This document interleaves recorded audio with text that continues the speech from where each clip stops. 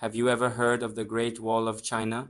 Of course you have, but what if I told you there was another Great Wall, one that was 4 times longer and located not in Asia but in Africa? A structure so vast, so intricate that when it was first documented by Europeans, it was described as one of the most brilliant works of humanity. This is the story of the lost walls of Benin, a forgotten wonder of the world. Welcome back to our channel. Today we are journeying back in time to the heart of the ancient kingdom of Benin, in what is now modern-day Nigeria. We're not just talking about a city. We're talking about a civilization protected by one of the largest man-made structures on Earth. Forget what you think you know about ancient engineering, because the story of Benin's walls will completely change your perspective. So what exactly was this colossal structure?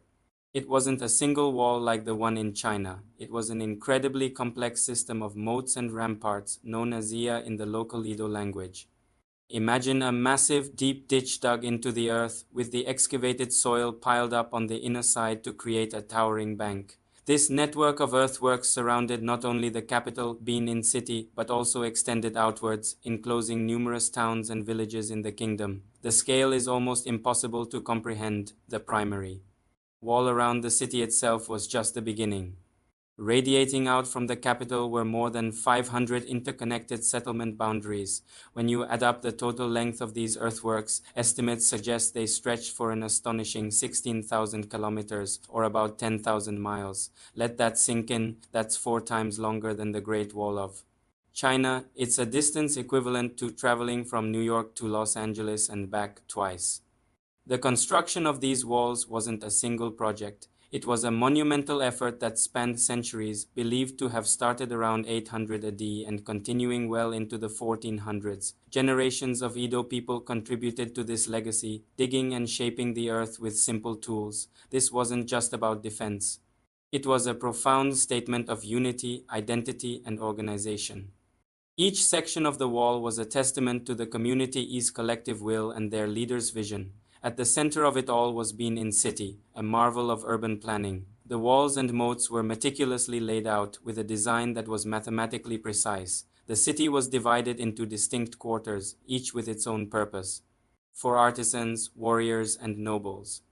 The streets were wide and straight, and at the very heart stood the magnificent palace of the Oba, the king of Benin. Early European visitors who reached the city before its decline were left in awe.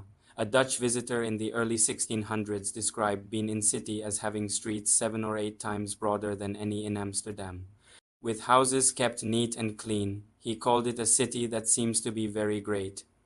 These walls were more than just a physical barrier.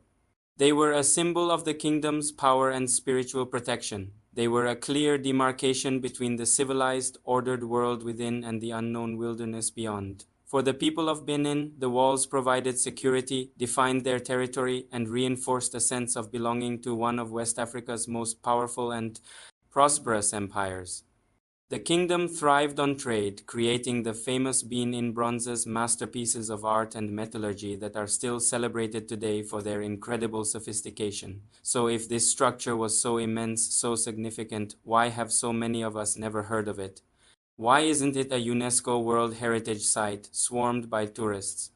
The answer lies in a tragic and violent chapter of history. In 1897, the British Empire launched a punitive expedition against the Kingdom of Benin. The city was conquered, looted, and burned to the ground. The magnificent palace, the homes, and the priceless artworks were destroyed or stolen. The famous Benin bronzes were scattered across museums in Europe, where many remain to this day, and the walls. They were left to the mercy of nature. Made of earth, not stone, they required constant maintenance. With the kingdom dismantled and its social structure shattered, the walls began to erode. The tropical rains of West Africa washed them away, and the jungle slowly reclaimed the land. Today, only faint traces of the Great Walls of Benin remain. In some parts of modern-day Benin City and the surrounding Edo state, you can still see remnants of the deep moats and earthen banks, now overgrown with vegetation. But for the most part, this wonder of the ancient world has vanished. It exists primarily in historical accounts, in the oral traditions of the Edo people, and in the work of archaeologists who are trying to piece together the story of this incredible achievement. The story of the Great Wall of Benin is a powerful reminder that history is often written by the victors, and that countless wonders of the non-European world have been overlooked or forgotten. It challenges our conventional understanding of great civilizations and their monuments. It proves that incredible feats of engineering and social organization existed all over the world long before the modern era. This lost wonder serves as a tribute to the ingenuity and resilience of the Edo people. It's a story of a civilization that built a world for itself, a story of immense achievement, tragic loss, and the enduring power of cultural memory.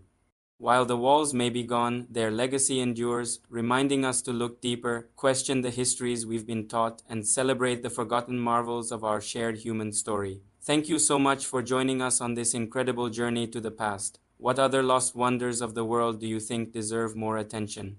Let us know in the comments below. If you enjoyed this video and learned something new, please give it a thumbs up and don't forget to subscribe and hit that notification bell so you won't miss our next exploration into history's hidden corners. Until next time, stay curious.